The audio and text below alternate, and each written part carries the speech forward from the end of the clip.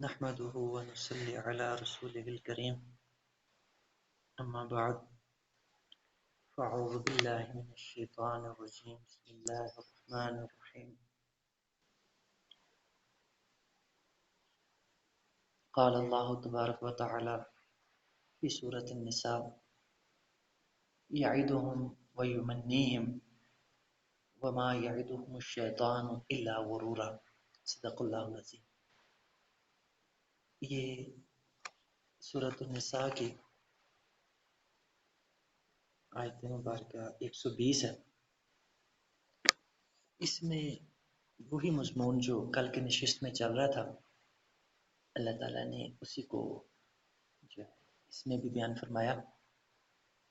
اور یہ دونوں آیتیں پچھلی 119 آیت سورۃ النساء کی اور یہ 120 آیت، ان دونوں کے اندر اللہ تعالیٰ نے شیطان کا طریقہ واردات بیان فرمایا کہ اس نے اللہ تعالیٰ کے سامنے کس طرح اپنے جو ہے جذبے کا اظہار کیا اور اپنی پلاننگ اللہ کے سامنے رکھی کہ کس طرح وہ گمراہ کرے گا انسانوں کو، کس طرح وہ انسانوں کو گمراہ کرے گا. تو میں جو ہے اس کو بھی مختصراً ریوائز کر دیتا ہوں تاکہ پورے مضمون کی سمجھ آ سکے. پچھلی آیت مبارکہ میں ایک تو اس کا جوش جذبہ شیطان کا اللہ تعالیٰ کے سامنے اس کی موجودگی میں اللہ کو مخاطب کر کے وہ اظہار کر رہا ہے کہ انسان کو گمراہ کرنے کے لیے شیطان کے اندر کتنا جذبہ ہے، کتنا اس کے اندر جوش ولولہ ہے. اور اس سیغے جو شیطان کے لیے استعمال ہوئے اس کے کلام کے لیے وہ امر کے جو ہے اس کے تاکید کے سیغے، اور اللہ تعالیٰ نے گویا کہ شیطان کی کوٹیشن یہاں درج کر دی جیسے اس نے کہا. تو جو ہے کیا شیطان کہتا ہے، ایک تو کہتا ہے کہ میں اے اللہ اس انسان کو ضرور گمراہ کروں گا، اس انسان کو ضرور گمراہ کروں گا، اپنی پوری ایڑی چوٹی کا میں زور لگاؤں گا. تو اب طریقے جو اس نے بتائے، 4 طرح کے طریقے یہاں دونوں آیات کو ملانے سے سمجھ آ رہے ہیں جو شیطان اللہ تعالیٰ کے سامنے رکھتا ہے. ایک کہتا ہے والا امنینہم، یعنی لا بھی تاکید کا، نون اس کی لا بھی تاکید کا، اور یہ شیطان کہہ رہا ہے کہ اے اللہ میں ضرور بضرور ان کو جھوٹی آرزویں دلاؤں گا، جھوٹی حوثیں دلاؤں گا، جھوٹی امیدیں دلاؤں گا. اور ایک تو یہ ہو گیا جھوٹی امیدیں، جھوٹے لالچ اور جھوٹی آرزویں، جھوٹی تمنائیں، یہ ایک شیطان کا اوزار ہے جو بقول شیطان کے جو ہے انسان کو گمراہ کرنے کے لیے وہ استعمال کرتا ہے. تو دوسرا اس کے بعد فرمایا وَلَآمُرَنَّهُمْ فَلَيُبَتِّكُنَّ آذَانَ الْأَنْعَامِ، یہ اس کا دوسرا ہتھیار ہے شیطان کا انسان کو گمراہ کرنے کے لیے جو اس نے اللہ کے سامنے رکھا کہ میں یہ ہتھیار بھی استعمال کروں گا. یہ کیا ہے؟ یہ ہے غیر اللہ کے نام پر قربانی دینا، غیر اللہ کے نام پر چڑھاوے چڑھانا، غیر اللہ کے نام پر قربان کرنا جانوروں کو، دوسری چیزوں کو. تو یہ جو بطخ کا لفظ ہے عربی کے اندر استعمال ہوتا ہے چیرنے کے، پھاڑنے کے اور کاٹنے کے معنوں میں. تو یہ پرانی قوموں کے اندر یہ چیز بھی رہی ہے کہ وہ جس جانور کو اپنے کسی بت کے نام پہ، اپنے کسی بزرگ کے نام پہ اور اپنے ایسی ہستی کے نام پہ جس کی وہ پوجا کرتے تھے، تعظیم کرتے تھے، وہ ان کے نام پر جو ہے اپنے جانوروں کو وقف کر دیتے تھے. تو اس کی علامت کے طور پہ وہ اس کے کان کو کاٹ دیتے، پھاڑ دیتے، یا اس کے اندر جو ہے کوئی مطلب جو ہے ایسا مطلب نشان لگا دیتے کہ جس سے پتہ چلتا کہ یہ جو جانور ہے یہ انہوں نے فلاں بزرگ کے نام پہ، فلاں خدا کے نام پہ وقف کر دیا، اس سے اپنا کام لینا بند کر دیتے، اپنی خدمت لینا بند کر دیتے، اس کو اس کے لیے وقف کر دیتے، جس بھی بت کے نام پہ یا شخصیت کے نام پہ یا بزرگ کے نام پہ وہ وقف کر دیتے۔ تو یہ بھی جو طریقہ ہے، یہ بھی شروع سے دیکھتے ہیں انسان کی تاریخ میں چلا آ رہا ہے، اور یہ شیطان کا ایک بڑا ہتھیار ہے جس کو دوسرے نمبر پہ یہاں جو ہے بیان کیا گیا۔ تو آج بھی ہم غور کریں تو یہ چیز ہمیں ملتی ہے، غیر اللہ کے نام پہ قربانیاں دینے کی، غیر اللہ کے نام پر چڑھاوے چڑھانے کی، اور غیر اللہ کے نام پر جانوروں کو وقف کرنے کی۔ تو یعنی آج کل کے زمانے میں بھی، اور یہ چیز رہنی ہے قیامت تک، کہ شیطان نے جو یہ چار بنیادی قسم کے ہتھیار اپنے بیان کیے ہیں نا انسانوں کو گمراہ کرنے کے لیے، یہ شروع سے جب سے انسان کی پیدائش ہوئی ہے اس وقت سے لے کر آج تک ہم غور کرتے ہیں تو ہمیں یہ چاروں طریقے ہر زمانے کے اندر ملتے ہیں، آج کے زمانے میں بھی موجود ہیں، اور قیامت تک یہ چیزیں چلنی ہیں، یہ جو ہے شیطان کے بنیادی ہتھیاروں میں سے۔ تو اور تیسری چیز وَلَآمُرَنَّهُمْ فَلَا يُغَيِّرُنَّ خَلْقَ اللَّهِ، کہ جو اللہ کی تخلیق کو بگاڑنے کا ہے رجحان ہے، جو ٹرینڈ پایا جاتا ہے، یہ بھی شیطان کا ایک بہت بڑا ہتھیار، تیسرے نمبر پہ اس کا ذکر ہے، اور یہ بھی شروع زمانے سے رہا ہے اور آج بھی پایا جاتا ہے، قیامت تک یہ بھی رہنا ہے۔ کل بھی اس بارے پہ کچھ بیان ہوا تھا، میں نے بتایا تھا کہ کیا مراد ہے اس سے، جو خلق اللہ کسے کہتے ہیں اور اس میں تغیر سے کیا مراد ہے۔ خلق اللہ کے بارے میں نے کل بھی بیان کیا تھا، سورۃ الروم کی میں نے آیات پڑھی تھی، میں ابھی پھر ان کی تلاوت کرتا ہوں یاد دہانی کے لیے۔ فَأَقِمْ وَجْهَكَ لِلدِّينِ حَنِيفًا فِطْرَتَ اللَّهِ الَّتِي فَطَرَ النَّاسَ عَلَيْهَا لَا تَبْدِيلَ لِخَلْقِ اللَّهِ ذَلِكَ الدِّينُ الْقَيِّمُ وَلَٰكِنَّ أَكْثَرَ النَّاسِ مُنِيبِينَ إِلَيْهِ وَاتَّقُوهُ وَأَقِيمُوا الصَّلَاةَ وَلَا تَكُونُوا مِنَ الْمُشْرِكِينَ۔ یہ اللہ تعالیٰ نے بتایا کہ خلق اللہ سے کیا مراد ہے، اسی کو ان آیات میں اللہ نے فطرت اللہ بھی کہا، اللہ کی فطرت، اسی کو خلق اللہ کہا، اللہ کی تخلیق، اللہ کی بناوٹ، اسی کو دین حنیف کہا۔ فَأَقِمْ وَجْهَكَ لِلدِّينِ حَنِيفًا، اسی چیز کو اللہ نے دین حنیف کہا، اور اسی کو اللہ تعالیٰ نے دین قیم کہا۔ فَأَقِمْ وَجْهَكَ لِلدِّينِ حَنِيفًا فِطْرَتَ اللَّهِ الَّتِي فَطَرَ النَّاسَ عَلَيْهَا، اسی کو ذَلِكَ الدِّينُ الْقَيِّمُ، اسی کو اللہ نے دین قیم بھی کہا۔ تو خلق اللہ کسے کہتے ہیں؟ جو اللہ تعالیٰ نے انسان کو جو ہے تخلیقی طور پہ صفات عطا فرمائی ہیں، جیسے کہ مرد کو اللہ نے کچھ چیزیں تخلیقی طور پہ دی ہیں، اسی طرح عورتوں کو اللہ نے تخلیقی طور پہ صفات سے نوازا۔ تو اگر مرد یہ کوشش کریں کہ وہ عورتیں بن جائیں، عورتوں جیسی حرکتیں کریں، عورتوں جیسے کام کریں، اور میڈیکلی ایسے طریقوں کو اختیار کریں جس سے وہ عورتیں بنیں، تو یہ اللہ کی خلقت کے اندر تغیر ہے، تبدیلی ہے۔ اچھا، پھر اسی طرح جو مطلب عورتیں ہیں ان کی یہ خواہش کہ وہ مردوں کی طرح کی بن جائیں، اس کے لیے وہ میڈیکلی آپریشن کرائیں، دوسرے طریقے اختیار کریں، یہ بھی اللہ کی خلقت کے اندر تبدیلی ہے۔ اسی طرح جو ہے فطرت کی چیزوں میں سے حدیث مبارکہ میں بھی رہنمائی ملتی ہے، فرمایا گیا کہ مردوں کا داڑھی رکھنا یہ بھی اللہ کی خلقت ہے، اللہ کی بناوٹ ہے، اور یہ ایسی چیز ہے کہ یہ صرف مردوں کے ساتھ خاص ہے، عورتوں کو داڑھی آتی نہیں ہے.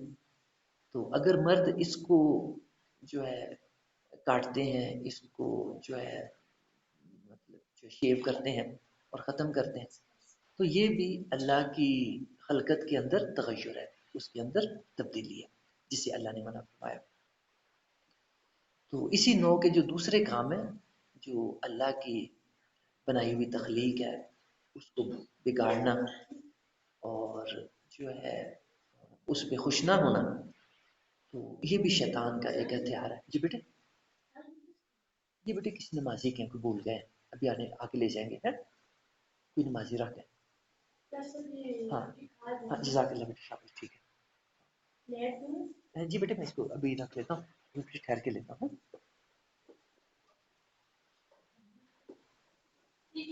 ہاں جزاک اللہ بیٹے، جزاک اللہ.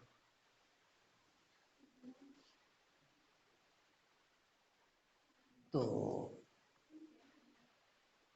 یہ تیسری چیز بیان ہوئی، اللہ کی خلقت کو جو ہے بگاڑنا، اللہ کی خلقت کے اندر تغیر پیدا کرنے کی کوشش کرنا. لیکن ایک چیز یہاں یہ بھی سمجھنے والی ہے کہ اس کے اندر جو انسان ڈیولپمنٹ کرتا ہے اللہ کی دی ہوئی صلاحیتوں کے اندر، کوالٹیز کے اندر، وہ مراد نہیں ہے. یعنی کچھ لوگوں کو یہ شبہ لگ سکتا ہے کہ اپنی اللہ نے جو کوالٹیز دی ہیں ان کے اندر ڈیولپمنٹ کرنا، ان کو نشو و نما دینا، شاید وہ بھی اس کے ضمن میں آ جاتا ہے. نہیں، وہ اس سے مراد نہیں ہے. اس سے وہ بنیادی فنکشنز ہیں جو اللہ تعالیٰ نے اپنی تخلیق کو عطا فرمایا. اور بنیادی چیز خلق اللہ کی، جیسے میں نے شروع میں فرمایا، وہ دین حنیف ہے، اللہ کی توحید ہے. اس کو اللہ نے خلق اللہ کہا بنیادی طور پر. اور توحید کے اندر کسی بھی طرح کا بگاڑ، وہ اللہ کی خلق کے اندر تغیر ہے، اس کے اندر بگاڑ ہے. پھر اسی طرح باقی چیزیں جن کی طرف میں نے اشارہ کیا وہ ضمنی طور پہ آ جاتی ہیں، وہ جو ہے بھی اس کے اندر داخل ہے. وَمَن يَتَّخِذِ الشَّيْطَانَ وَلِيًّا مِّن دُونِ اللَّهِ فَقَدْ خَسِرَ خُسْرَانًا مُبِينًا يَعِدُهُمْ وَيُمَنِّيهِمْ. یہ آیت مبارکہ 120 نمبر جو ہے جس میں چوتھی چیز بیان ہوئی، یعدہم. جو پچھلی آیت تھی اس میں تو شیطان کی کوٹیشن ہی اللہ تعالیٰ نے ایز اٹ از جو ہے ہمارے سامنے رکھ دی کہ دیکھو شیطان نے یہ طریقے بتائے ہیں مجھے کہ اس طریقے سے وہ تمہیں گمراہ کرے گا. اللہ نے اپنے بندوں کے آگے شیطان کا جو تھا بیان وہ ہمارے سامنے رکھ دیا.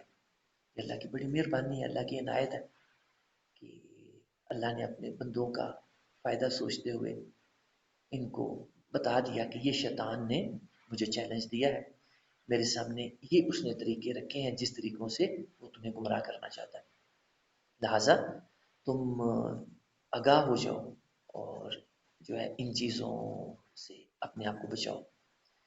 اچھا، پھر اب اس آیت میں 120 آیت میں اللہ تعالیٰ اب جو کلام کا جو ہے رخ ہے وہ اللہ تعالیٰ اپنی زبان میں اب کہہ رہے ہیں. پیچھے اللہ تعالیٰ نے شیطان کی کوٹیشن دی تھی، اب اللہ تعالیٰ اپنے الفاظ کے اندر بیان فرما رہے ہیں. یعدو، اللہ تعالیٰ کہہ رہے ہیں کہ اور شیطان کیا کرتا ہے، انسانوں کو وعدے دیتا ہے، یعنی ان سے وعدے کرتا ہے مختلف طرح کے کہ جو ہے تم یہ برا کام کرو گے تو اس کے صلے میں تمہیں یہ چیز مل جائے گی، یہ گناہ کا کام کرو گے تو تمہیں ایسا کرنے پہ یہ فائدہ ہو جائے گا. تو یہ چوتھی چیز ہے. اور جو اس کے بعد وَيُمَنِّيهِمْ، اور ان کو جو ہے جھوٹی آرزویں، جھوٹی امیدیں، اس کا پچھلی آیت میں بھی جو شیطان کا کوڑ تھا اس کے اندر بھی بیان ہو گیا تھا. تو نئی چیز یہاں پہ شیطان کے وعدے ہیں جس کا ذکر ہے، یہ چوتھی چیز ہے. جیسے میں نے شروع میں کہا تھا کہ 4 شیطان کے جو حربے ہیں، اس کے اوزار ہیں، ان کا بیان فرمایا اللہ تعالیٰ نے. تو جو وہ وعدے کرتا ہے انسانوں کے ساتھ شیطان. اب اللہ تعالیٰ نے حقیقت بیان فرمائی، وَمَا يَعِدُهُمُ الشَّيْطَانُ إِلَّا غُرُورًا. کہ شیطان کے یہ سارے وعدے جو وہ انسانوں کے ساتھ کرتا ہے گمراہ کرنے کے لیے، یہ فرمایا کہ جھوٹ ہے۔ غرور کہتے ہیں دھوکے کو، فریب کو۔ تو فرمایا کہ یہ شیطان کے جو سارے وعدے ہیں یہ جھوٹ ہے، دھوکا ہے، فریب ہے۔ کیونکہ جو ہے میں جتنا غور کرتا ہوں نا شیطان کے طریقہ واردات پہ، کیونکہ میں خود بھی انسان ہوں اور میرا اپنا بھی واسطہ شیطان سے رہتا ہے، تو میں جو اپنے مطلب غور و فکر قرآن و حدیث کی روشنی میں کرتا ہوں اس کے طریقہ کار پہ، تو یہ جو اللہ تعالیٰ نے بات بیان فرمائی ہے نا، وَمَا يَعِدُهُمُ الشَّيْطَانُ إِلَّا غُرُورًا، یہ بہت وزنی بات ہے۔ مجھے شیطان کی ہر چال کے اندر، اس کے ہر جو ہے جو اس کا طریقہ ہے اس کے اندر مجھے یہی چیز کارفرما نظر آتی ہے۔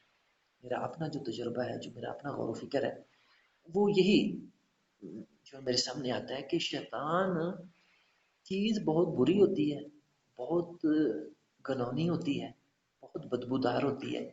شیطان کیا کرتا ہے، اس کو ہمارے سامنے مزین کر کے پیش کر دیتا ہے۔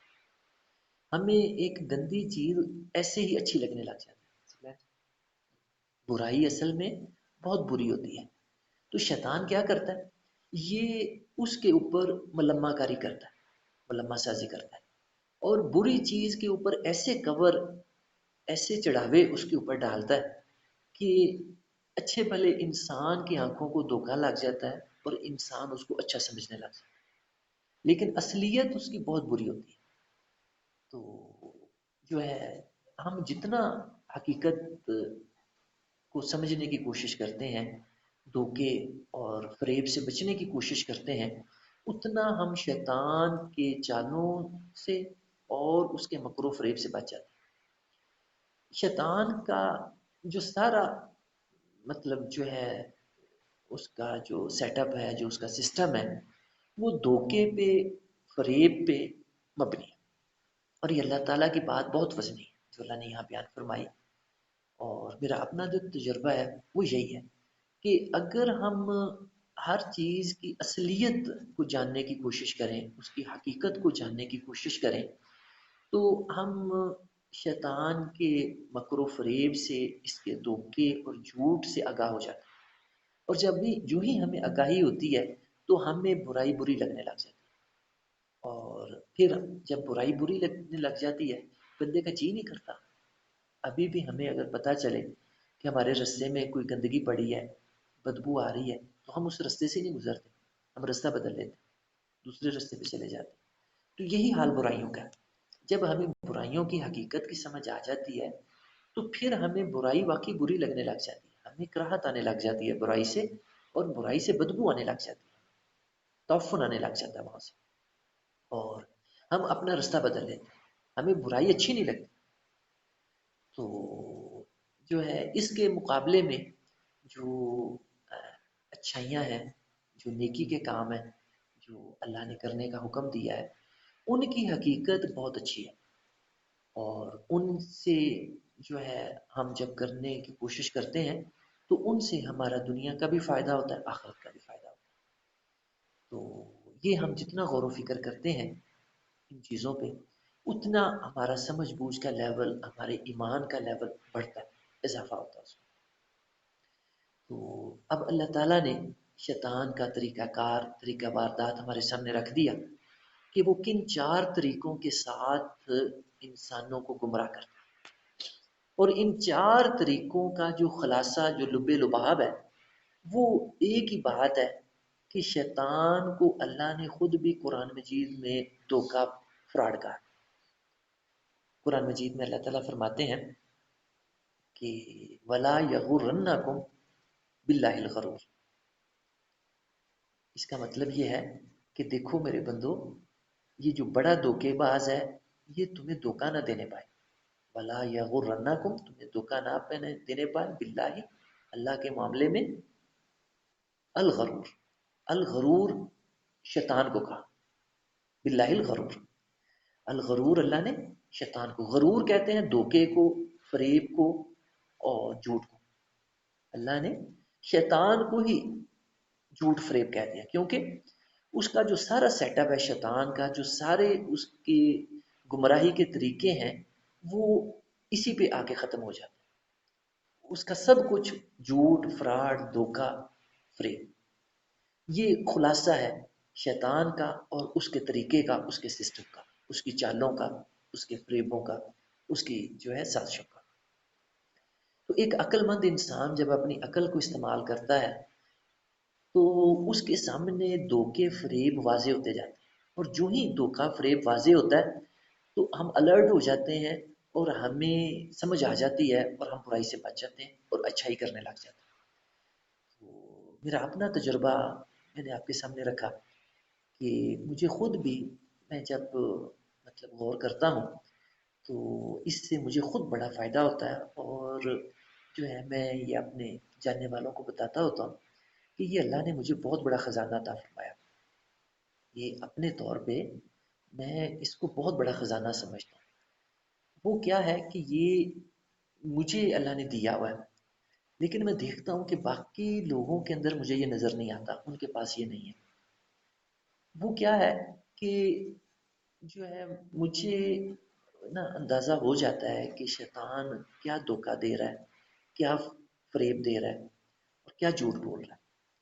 اور غور و فکر کر کے نا جب اس کی سمجھ آ جاتی ہے تو پھر برائی بری لگنے لگ جاتی ہے، اور اچھی چیز اچھی لگنے لگ جاتی ہے۔ تو یہ ایک بہت بڑا خزانہ ہے جو مجھے اللہ نے عطا فرمایا، اور میں اللہ کا بڑا شکر گزار ہوں۔ کوئی غرور تکبر نہیں ہے مجھے اس پہ، لیکن اس کو میں اپنے لیے بہت فائدے مند سمجھتا ہوں۔ مجھے اس چیز کا بہت فائدہ ہوتا ہے، اور جو ہے اس سے میرا اپنا جو ایمان کا لیول ہے، اللہ کے قرب کا لیول ہے، وہ میں بہت بہتر محسوس کرتا ہوں۔ اور برائی مجھے واقعی بری لگتی ہے کہ جب میں غور و فکر کرتا ہوں تو مجھے پتہ چل جاتا ہے کہ شیطان یہاں پہ کیا دھوکہ دینے کی کوشش کر رہا ہے، شیطان نے یہاں کیا ملما کاری کی ہوئی ہے، شیطان نے یہاں جو ہے کیا فریب دیا ہوا ہے۔ تو جب وہ سمجھ آ جاتی ہے تو چیز کی اصلیت سامنے آ جاتی ہے، تو بس اسی وقت ذہن ٹھیک ہو جاتا ہے، اور جو ہے سوچ ٹھیک ہو جاتی ہے، فکر ٹھیک ہو جاتی ہے۔ تو میں اللہ کا بڑا شکر گزار ہوں کہ یہ اللہ نے مجھے بہت بڑا خزانہ عطا فرمایا۔ تو میں چاہتا ہوں کہ باقی لوگوں تک بھی یہ چیز پہنچاؤں، ان کو بھی یہ سینس آ جائے کہ شیطان کے فریب کو، دھوکے کو، اس کے ملمے کو کیسے پہچان۔ تو جو ہی یہ پہچان ہمارے اندر آ جائے گی تو ہمیں برائی بری لگنے لگ جائے گی۔ یہ میں اپنا تجربہ بیان کر رہا ہوں، میں اپنا جو میرے اپنے ساتھ جو ہوتا ہے، کیونکہ میرے ساتھ بھی شیطان لگے ہوئے ہیں۔ تو لیکن یہ ہے کہ میں دیکھتا ہوں کہ جو ہی اس چیز کی سمجھ آتی ہے تو اس وقت ہم برائی سے دور ہو جاتے ہیں، آٹومیٹیکلی ذہن جاتا ہی نہیں برائی کے، کیونکہ برائی بہت بری چیز ہے، بہت گندی چیز ہے، بہت بدبودار چیز ہے۔ تو برائی کی طرف صرف وہی جاتا ہے کہ جس کا اپنا ٹیسٹ بگڑا ہوا ہو، جو خود بیمار ہوا ہو، جو خود صحت، جو روحانی طور پہ، ذہنی طور پہ، فکری طور پہ خود صحت یاب نہ ہو، بیمار ہو، برائی کی طرف صرف وہی لپکتا ہے۔ ایک صحت مند انسان جو اللہ سے ڈرنے والا ہے، جس کے اندر تقوی موجود ہے، وہ برائی کی طرف نہیں لپکتا، اس کو سمجھ آ جاتی ہے کہ یہ برائی ہے، اور جو ہے اس سے میں نے بچنا ہے، بلکہ جی نہیں کرتا اس وقت۔ جو ہے بندے کا جو ہے مطلب ذہن ہے، جو اس کی سوچ اور فکر ہے، وہی اس کو نہیں جانے دیتی ادھر، وہی انسان کو روک دیتی ہے، منع کر دیتی ہے کہ ادھر نہیں جانا، اس راہ پہ نہیں، اختیار نہیں کرنا۔ تو یہ دونوں آیات بڑی اہم ہیں، 119 اور 120 سورۃ النساء کی۔ آپ اپنے طور پہ بھی ان دونوں آیات پہ غور کیجئے گا، اس میں آپ کو شیطان کی اصلیت کا پتہ چل جائے گا، شیطان کے طریقہ واردات کا پتہ چل جائے گا، شیطان کیسے وار کرتا ہے، کیسے ہم انسانوں کو گمراہ کرتا ہے۔ تو جب ہمیں اس چیز کی سمجھ آ جائے گی تو ہمیں بہت بڑا خزانہ مل جائے گا، ہمارے ہاتھ بہت بڑی دولت آ جائے گی، جس سے ہم شیطان کے حملوں سے بڑے آرام سے بچیں گے، اور جو ہے ہمیں ایمان محسوس ہوگا اپنے اندر، اللہ کا قرب محسوس ہوگا، کیونکہ شیطان ہر ایک کے ساتھ لگا ہوا ہے، اللہ کے پیارے نبی صلی اللہ علیہ وسلم نے جب یہ بات بیان فرمائی تو صحابہ کرام نے پوچھا یا حضرت کہ آپ کے ساتھ بھی کوئی شیطان ہے؟ آپ نے فرمایا ہاں میرے ساتھ بھی، تو لیکن میں نے اس کو اپنے تابع کر لیا ہوا ہے، میں نے اس کو جو ہے اپنے متحد کر لیا، تابع کر لیا، اس کو جو ہے ہم میں نے رام کر لیا. تو وہ یہی مجھے اس کی سمجھ آتی ہے اس بات کی، حدیث مبارکہ کی، کہ جس انسان کو شیطان کی اصلیت کی سمجھ آ جاتی ہے، اس کے طریقہ کار کی سمجھ آ جاتی ہے کہ وہ کیسے وار کرتا ہے، کیسے حملہ کرتا ہے، انسانوں پہ کیسے حملہ آور ہوتا ہے، اس کی کیا اوزار ہیں، یہ چار اس کے یہاں پہ بنیادی جو حربے ہیں اللہ تعالیٰ نے بیان فرمائے ہیں ان دونوں آیات کے اندر. جس بندے کو ان کی سمجھ آ جاتی ہے تو وہ بندہ شیطان کے فریبوں سے، اس کی چالوں سے، اس کی سازشوں سے بچ جاتا ہے اور اللہ کے قریب ہو جاتا ہے، نیکیوں کی طرف وہ بندہ بڑھ جاتا ہے اور ایمان محسوس ہوتا ہے بندے کو. تو میں نے خود اللہ تعالیٰ کے ان فرامین سے بہت فائدہ اٹھایا، فائدہ اٹھا رہا ہوں. میں چاہتا ہوں کہ یہ دولت باقی انسانوں کو بھی حاصل ہو جائے، باقی انسانوں کو بھی یہ خزانہ مل جائے. ان شاء اللہ تعالیٰ اور بھی مواقع آئیں گے تو میں اس چیز کو اور کھول کے بیان کروں گا ان شاء اللہ تعالیٰ. والذین آمنوا وعملوا الصالحات. اب سائملٹینیس کنٹراسٹ کی اصول پہ اللہ تعالیٰ نے جہاں شیطان کا تذکرہ کیا، شیطان کے پیروکاروں کا تذکرہ کیا، تو اللہ تعالیٰ نے اب جو دوسرا رستہ تھا اللہ تعالیٰ نے اب اس کو واضح فرمایا، کیونکہ چیزیں اپنے متضاد سے پہچانی جاتی ہیں، اپنے متضاد سے چیزیں زیادہ نکھر کے واضح ہو کے سامنے آ جاتی ہیں. تو اللہ تعالیٰ نے بندوں کو اپنی باتیں سمجھانے کے لیے، اپنا دین سمجھانے کے لیے اس طریقہ کار کو اختیار فرمایا.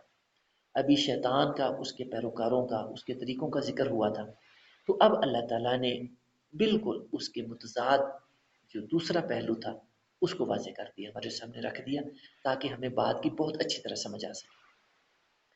فرمایا والذین آمنوا وعملوا الصالحات، جو لوگ ایمان اور اعمال صالحہ کی راہ اختیار کرتے ہیں، ایمان اور اعمال صالحہ کی.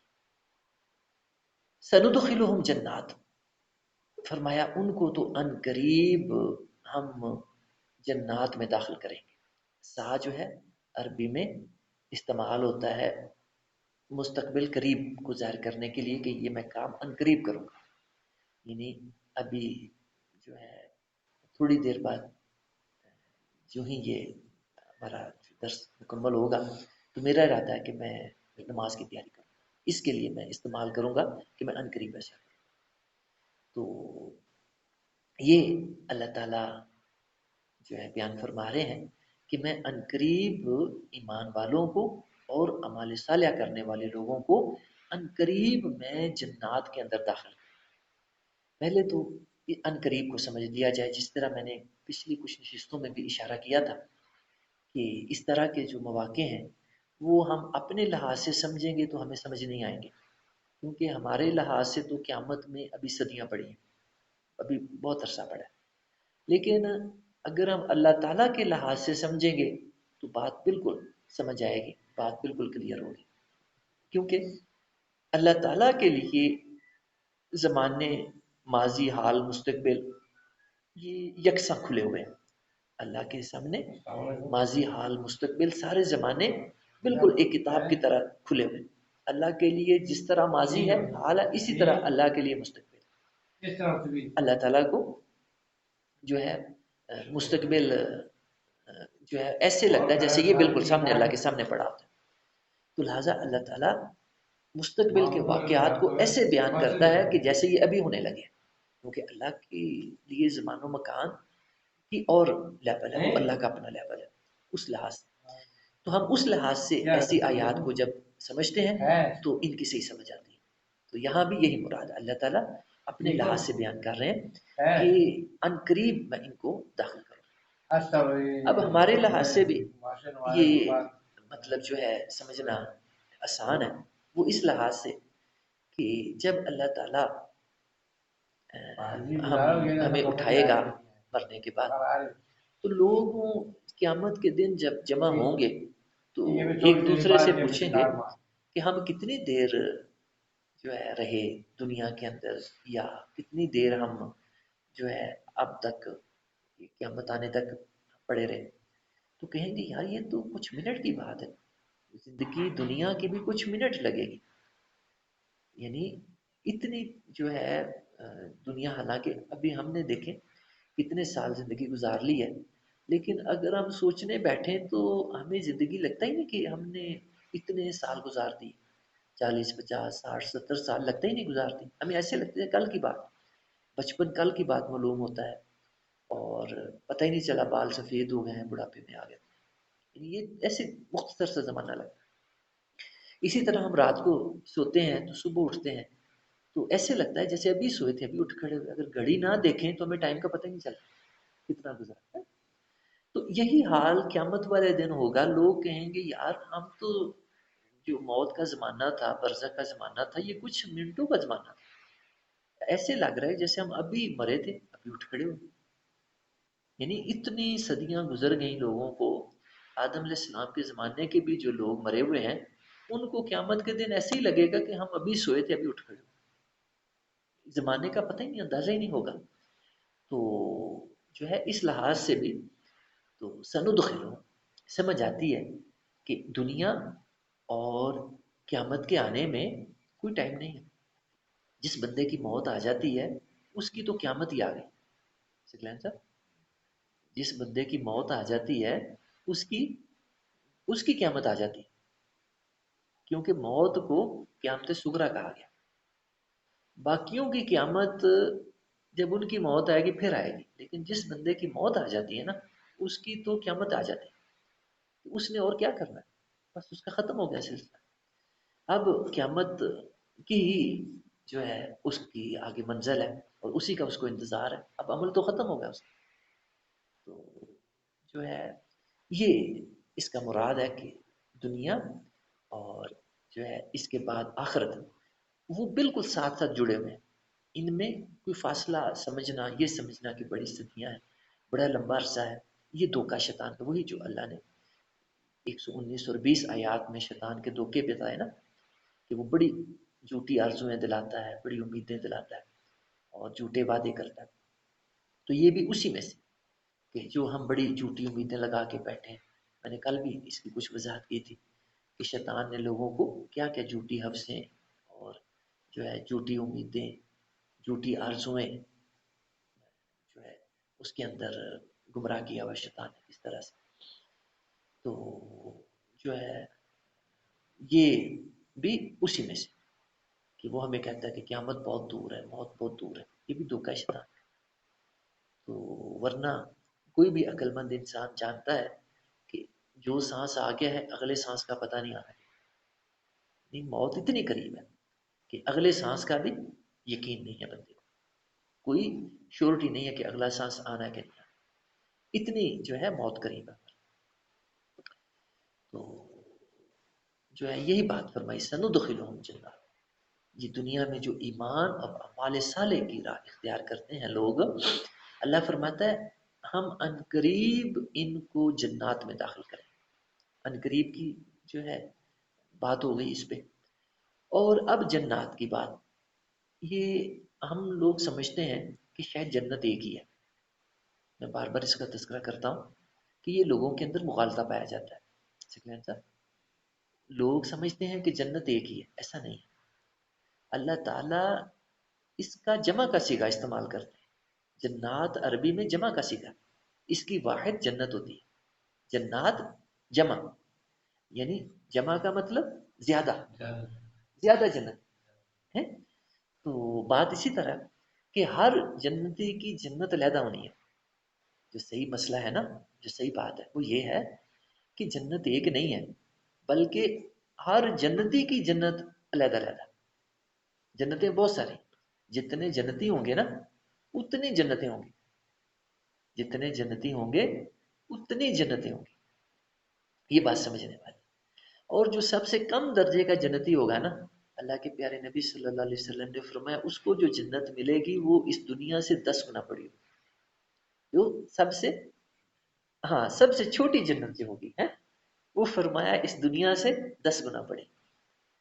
اور جو ایک جنت، ہر جنت کا ایک درجہ ہوگا، اور اس کی جو نعمتیں ہوں گی نا ہر جنت کی، وہ بھی اس کے درجے کے لحاظ سے ہوں گی. اور یہ ہماری عقل بھی کہتی ہے کہ ایک بندہ بڑی نیک کام کرتا ہے، بڑی قربانیاں دیتا ہے اللہ کے لیے، جو ہے بڑی تکلیفیں اٹھاتا ہے، بڑی مشقتیں کرتا ہے، اور دوسرا کچھ بھی نہیں کرتا اور جو ہے وہ بھی جنت میں پہنچ جاتا ہے. تو کیا ان دونوں کا ایک جیسا درجہ ہونا چاہیے؟ عقل کہتی نہیں، جو کم محنت کرنے والا ہے اس کا چھوٹا درجہ ہونا چاہیے، اور جس نے زیادہ محنت کی ہے اللہ کے قرب حاصل کرنے کے لیے، اللہ کے دین کے لیے، اس کا بڑا درجہ ہونا چاہیے. یہ ہماری عقل بھی یہی کہتی ہے، اور ایسا ہی ہونا ہے. اصل میں ہے بھی ایسے. جو بندہ جتنی محنت کر رہا ہے دنیا کے اندر، اس کو جنت بھی اسی درجے کی ملے گی.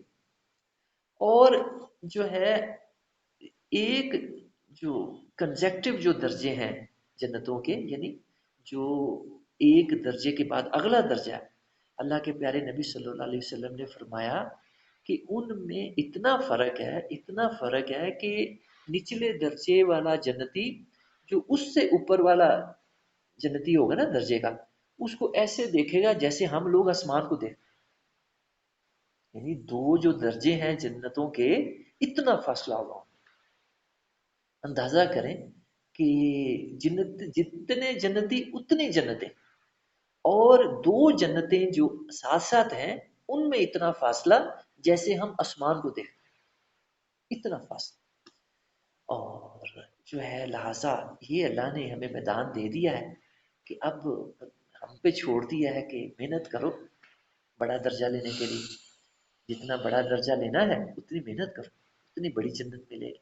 اور ہر جنت کی جو نعمتیں ہیں نا، وہ اسی جنت کے درجے کے لحاظ سے. ہر جنت کی نعمتیں ایک جیسی نہیں ہیں ساری جنتوں کی. یہ بات بھی سمجھنے والی. لوگ سمجھتے ہیں کہ شاید ساری جنتیں ایک جیسی ہیں، اس کی نعمتیں ایک جیسی، ایسا نہیں. ہر جنت جس درجے کی ہوگی اس کی نعمتیں بھی اسی درجے کی ہوں.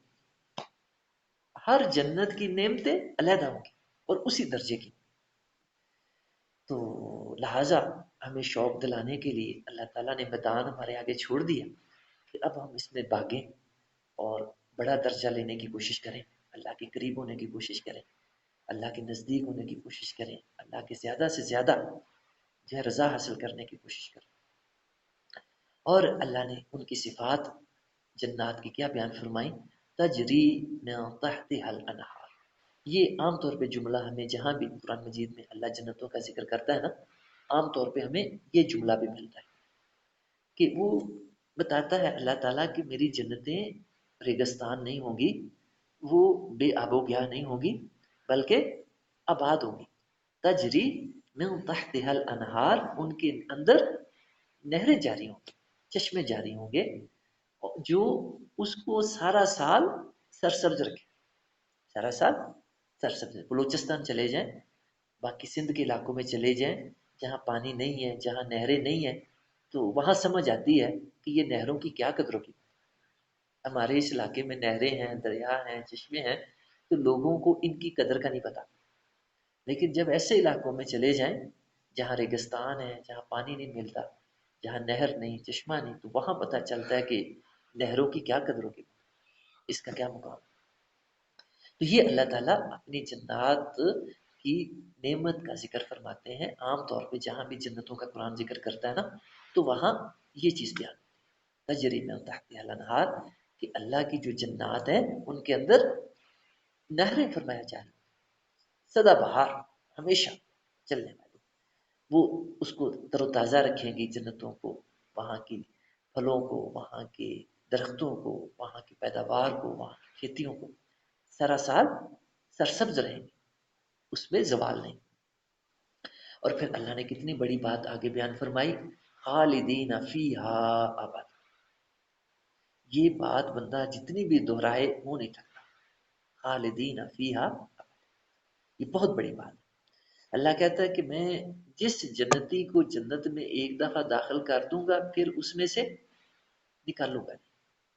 دنیا میں تو ہم آئے ہیں، جو کچھ بھی جمع کر لیں دنیا کا جو کچھ مرضی کر لیں، یہاں سے نکلنا ہے، یہاں سے کوچ کرنا ہے، یہاں سے خالی کرنا ہے دنیا کے گھر کو۔ لیکن جنت کا گھر ایسا ہے کہ اس کو اللہ نے کبھی خالی کرنے کا نہیں کہا۔ سکھلائیں سر، یہ بہت بڑی چیز ہے، یہ بہت بڑی چیز سمجھنے والی۔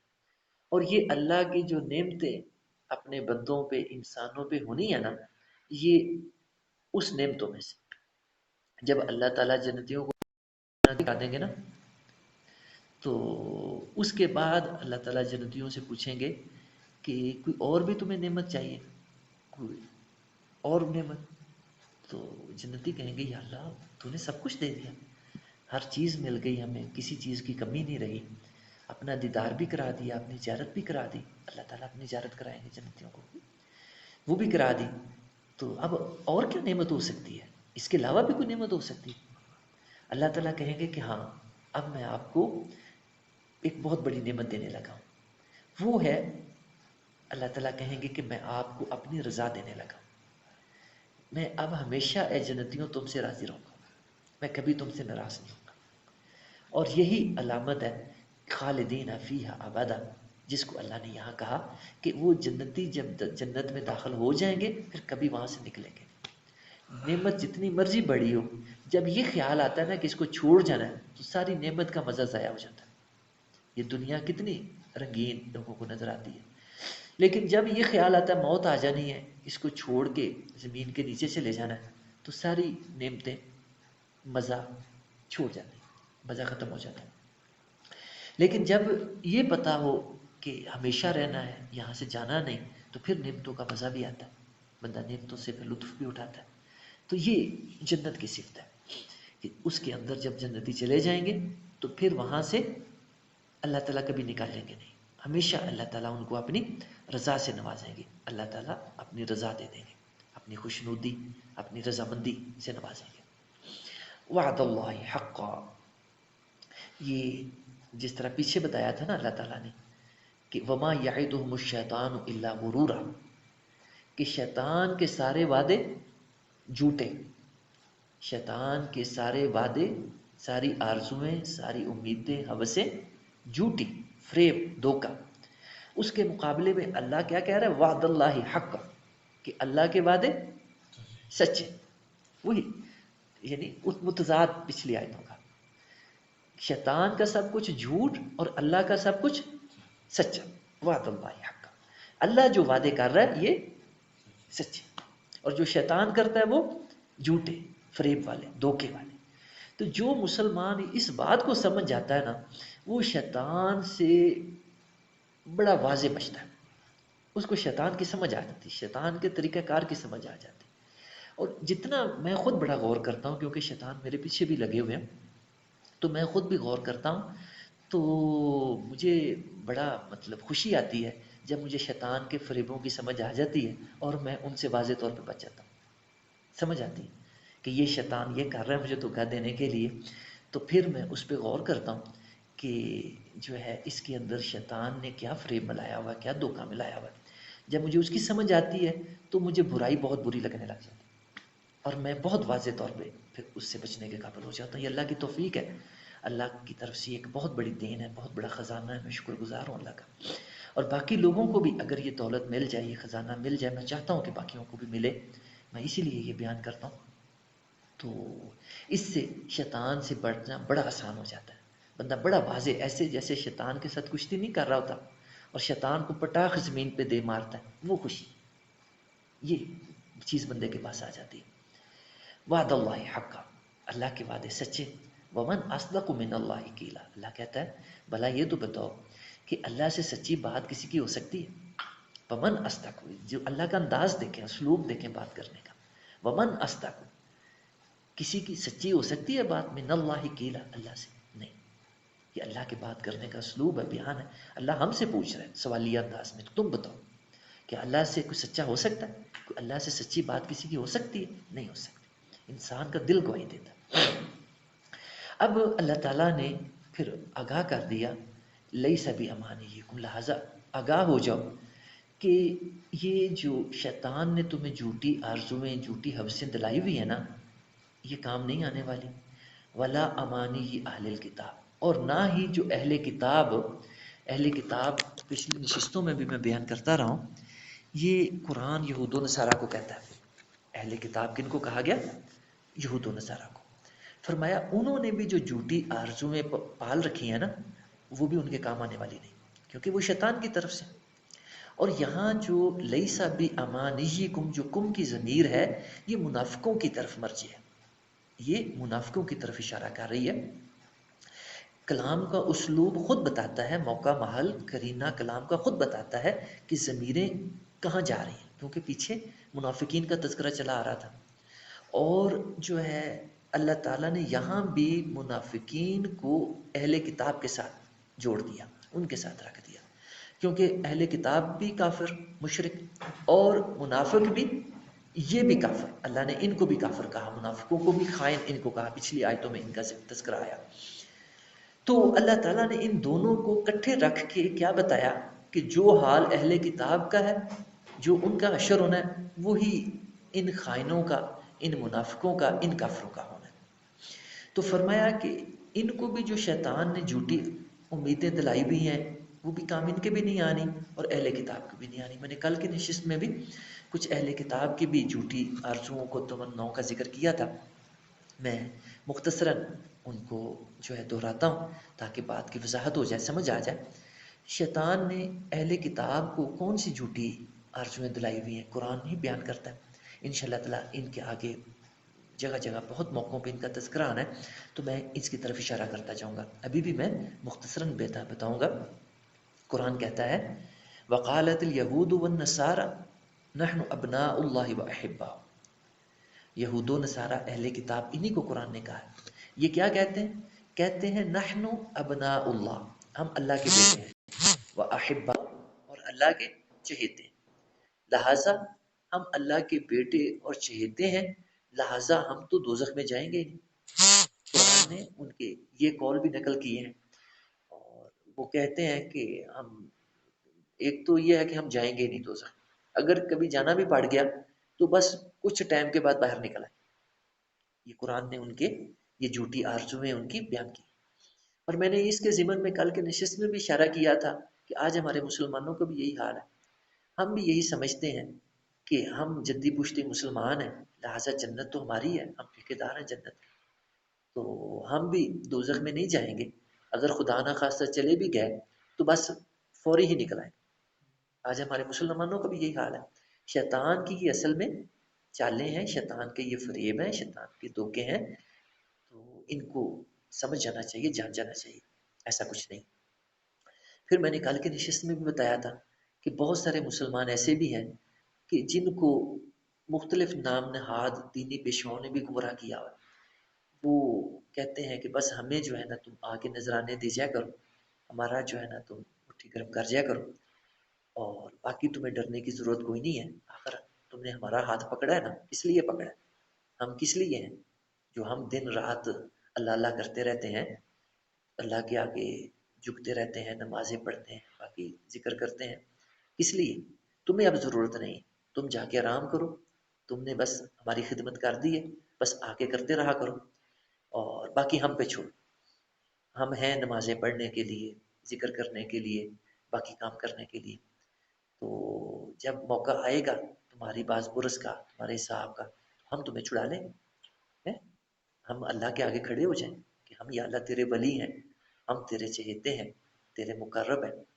تو بس اب یہ ہمارے ہیں، انہوں نے ہمارا دامن پکڑا ہوا تھا، ہمارے ہاتھوں پہ بیعت کی ہوئی تھی، تو ہمارے یہ قریبی تھے، تو بس یا اللہ اب ہمارے ساتھ ہی ان کو بھی جنت میں بھیج دیں. تو یہ جو ہے جان جانا چاہیے کہ یہ ساری چیزیں شیطان کے دھوکے ہیں، شیطان کے فریب ہیں.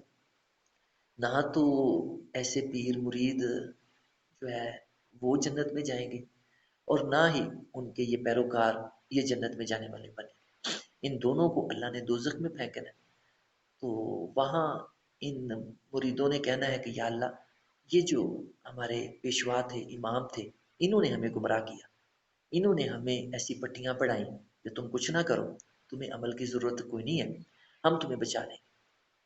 تو اللہ ان کو پوچھے گا ان کے پیشواؤں سے، اماموں سے، انشاءاللہ تعالیٰ قرآن میں اس کا بھی آگے مختلف مقامات پہ تذکرہ آئے گا، میں پھر وہاں اس کی زیادہ وضاحت کروں گا.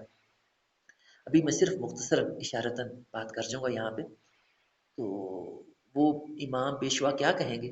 وہ کہیں گے کہ یا اللہ، ان کو پتا تھا کہ ہم گمراہ ہیں، ان کو پتا تھا کہ ہم گمراہ ہیں، شیطان کے پیچھے لگے ہوئے ہیں، تو یہ نماز خود نہیں پڑھنا چاہتے تھے، یہ خود تیرے احکام پہ نہیں چلنا چاہتے تھے، ان کو خود آسانی کا رستہ چاہیے تھا، اور یہ جانتے بوجھتے ہوئے ہمارے پیچھے لگے تھے، ہم نے کوئی زبردستی نہیں کی تھی. ان کو پتا تھا کہ ہم بھی گمراہ ہیں، اور جو ہے انہوں نے جانتے بوجھتے ہوئے گمراہی کی راہ اختیار کی. تو لہٰذا جو ہے اللہ تعالیٰ ایسے پیشواؤں کو بھی جو ہے سزا دے گا، اور ایسے پیروکاروں کو بھی، یہ دونوں بچیں گے نہیں اللہ کے عذاب سے.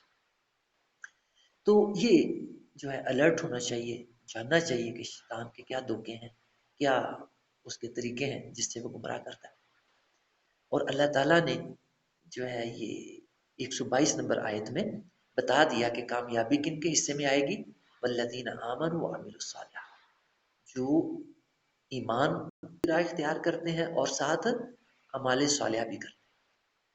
جو ایمان کے تو دعوے دار ہیں، بڑا دعویٰ کرتے ہیں کہ ہم بڑے مسلمان ہیں، بڑے نیک ہیں، بڑے پرہیزگار ہیں، لیکن ساتھ اعمال صالحہ نہیں کرتے، تو وہ اپنے ایمان کے اندر سچے نہیں.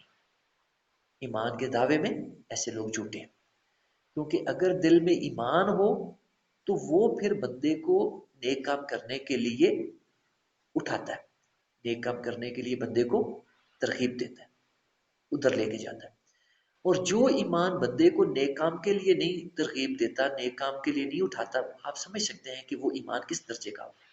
کیا گزرا ایمان جس کے اندر جان ہی کوئی نہیں، جس کے اندر ہمت ہی کوئی نہیں، طاقت ہی کوئی نہیں، ایسا ایمان. تو انشاءاللہ تعالیٰ یہ مضمون اگلی آیات میں بھی جاری ہے. انشاءاللہ تعالیٰ اگلی نشست میں ہم اسی کو جو ہے آگے کنٹینیو رکھیں گے. اللہ تعالیٰ ہمیں دین کو سمجھنے کی، عمل کی توفیق عطا فرمائے. وآخر دعوانا